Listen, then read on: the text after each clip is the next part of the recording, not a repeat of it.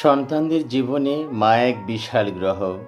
গ্রহটার বিনাশ হলে সন্তানরা এলোমেলো হয়ে যায় বিপন্ন, দুঃখী, ছন্নছাড়া। মা মানে অভয়ারণ্য। এই অভয়ারণ্যে সন্তানরা নির্ভয়ে বিচরণ করে।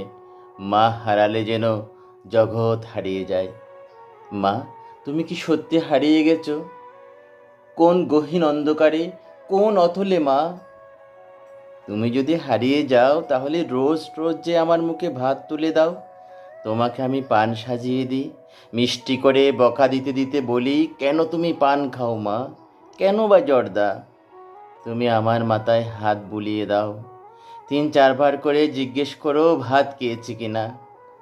বাইরে গেলে ডাক দিয়ে বলো আসার সময় যেন পান নিয়ে আসি, যেন ভুলে না যায়।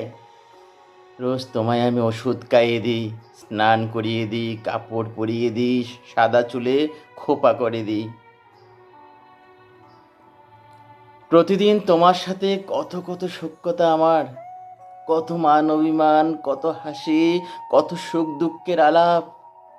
আমার দুঃখের দিনে যখন কষ্টের ছায়া নেমে আসে, বাদলা দিনের মতো চোখে বাড়ি ঝরে, বুক ফেটে যায় যন্ত্রণায়, তখন আলতো করে ডেকে কোলে তোলে মাথা, জিজ্ঞেস করো কি হয়েছে বোকা, বল তো খুলে আমায়।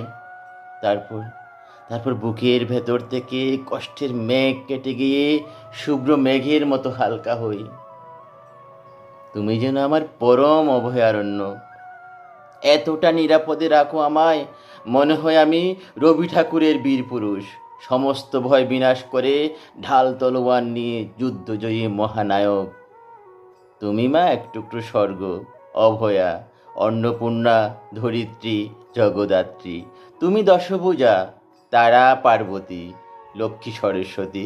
তুমি তো চাঁদের আলো, শুক্লা দ্বাদশী, পারিজাত, নন্দনকানন, সবুজ প্রান্তর, স্নেহের তঠিনী। তোমার আশীর্বাদে আমি এখনো অক্ষত, সভ্য, সুন্দর। তুমি বিয়োগ হতে পারো না আমার দুনিয়া থেকে। তুমি সব কানে আছো মা। মা মা গন্ধে ভরিয়ে রাখো সর্বদা। তোমায় হাজার প্রণাম মা।